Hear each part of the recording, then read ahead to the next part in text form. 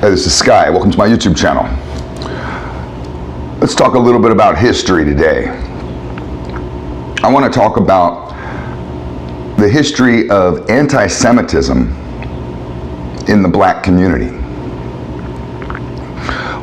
We have a little bit of drama going on in our pop culture with Kanye West and his recent statements that have been construed as anti-Semitic. I haven't really been following it, so I can't get into a big opinion one way or another on Kanye West and what he says. I'm not a fan of Kanye West, so I don't really pay attention to him. However, I am interested in history, and I am interested in topics on an intellectual level, such as racism. Anti-Semitism has been around forever, literally. It's an interesting phenomenon within the black community here in America. When Jews first migrated to America in waves during the Gilded Age, the Industrial Revolution, 1900, around that time, waves and waves of Eastern European immigrants came into this country.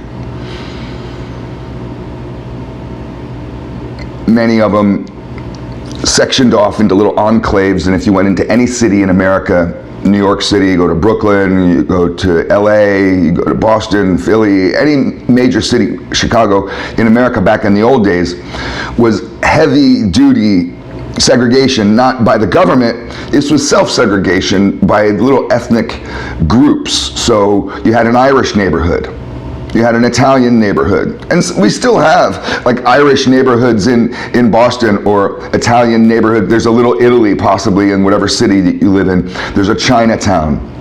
You go to LA, they have Little Armenia, they got Somalia Town, they got every ethnicity that you can think of, literally. Just name a country, they have a whole neighborhood for those motherfuckers. They have Koreatown, Japantown, Chinatown.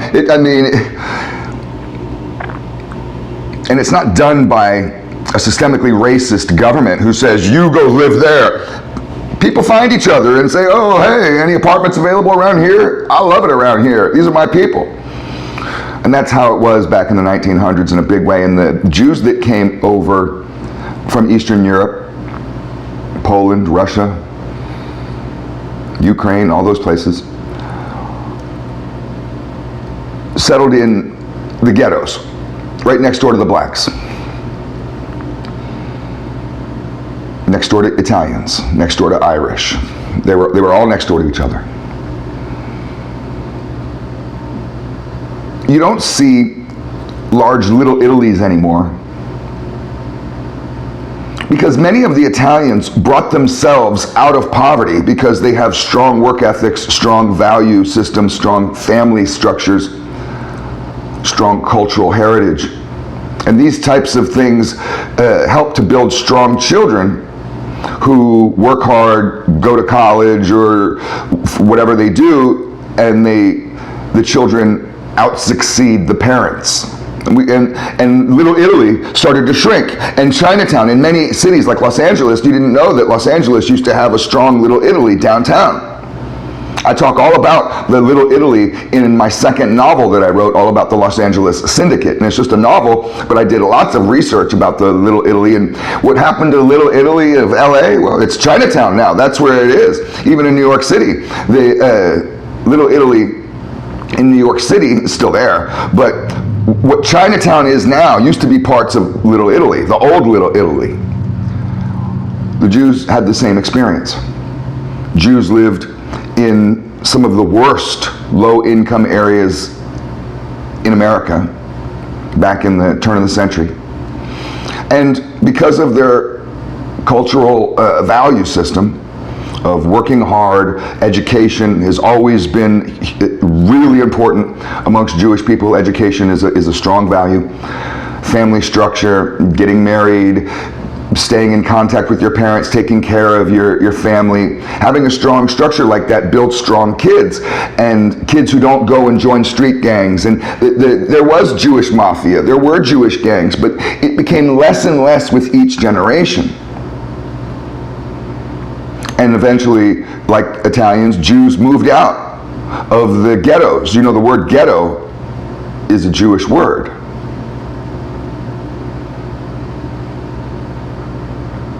And they moved across town. So Jews moved from the ghettos of downtown Los Angeles in what used to be called Jewtown, and they moved over to Fairfax, moved out to Glendale, moved to different communities. Italians did the same thing. And say in downtown Los Angeles, Chinese and black and Mexican moved in, just took over those vacant areas where other ethnicities used to live.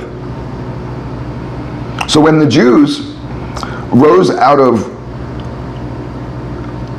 poverty as a culture, not all, but as a group in America, and joined in with what they called the white flight of the 1950s, where a lot of white people who used to live in downtown inner urban sections moved out to the suburbs. This happened with my family on my mother's side. They lived down in 13th and Upshur, down in DC. Google it, go on the map. That ain't no kind of place you want to be. 13th and Upshur is no fucking place for a white boy to be walking around. But that used to be all Jewish and Italian and Irish. That was all white in those areas. And then there was this white flight because of economic prosperity in the 1950s. And they moved to the suburbs. Suburbs were created.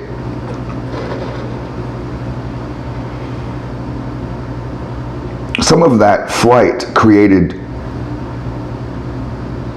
jealousy, not amongst all cultures, but it did with the Jews, because what Jews did with their prosperity wasn't simply just to leave the ghetto. Many of them bought property, reinvested, which is a good idea, to reinvest in your community. Bought apartment buildings, so then you might have an apartment building that's now filled with all black tenants because blacks moved in, because all the Jews left. And that building's owned by a Jew.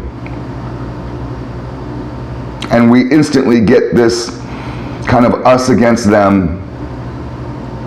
He's a rich, greedy person keeping us all down, keeping us all oppressed and whatever.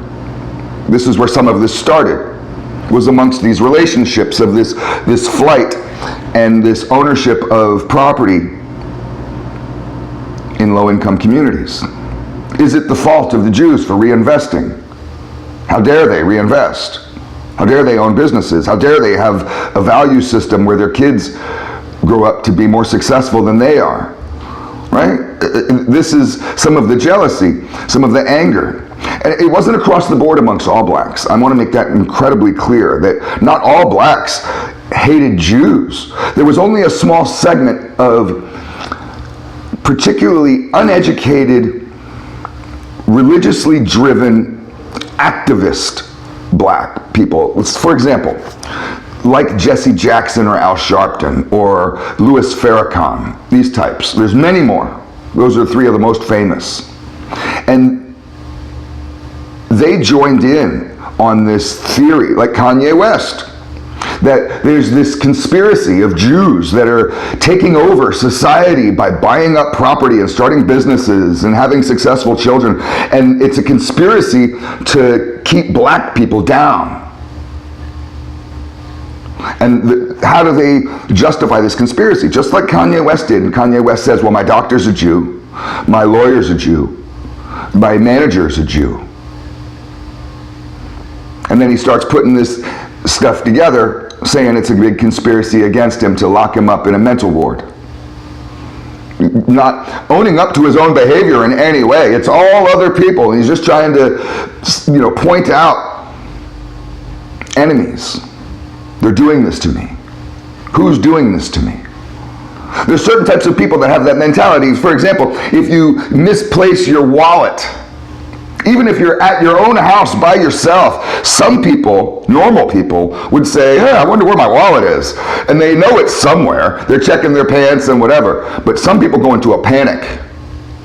And they literally get this fight or flight thing, and they instantly think someone robbed me. Who stole my wallet? And they may even, if you've ever had roommates, you may have that one weird roommate who's like this, and you'll come and be like, did you steal my shit?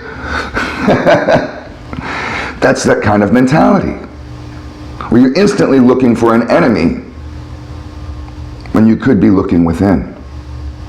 So a lot of the anti-Semitism from the black community, a small segment of the black community, started in the 50s because of this jealousy of economic prosperity.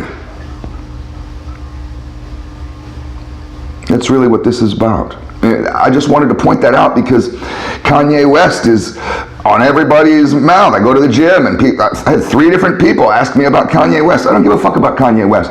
But this is what we're talking about. If you want to talk about black anti-Semitism, we want to talk about the history of it. Why does it exist? This is what it is. And when Kanye West joins into a history of unintellectual racism led by angry, selfish little brats who don't have any discipline and can't seem to take care of their own kids, can't seem to mow their own fucking lawn, can't seem to take care of themselves, and want to just blame somebody else who can, it's not a surprise to me because we've seen this. It's historic.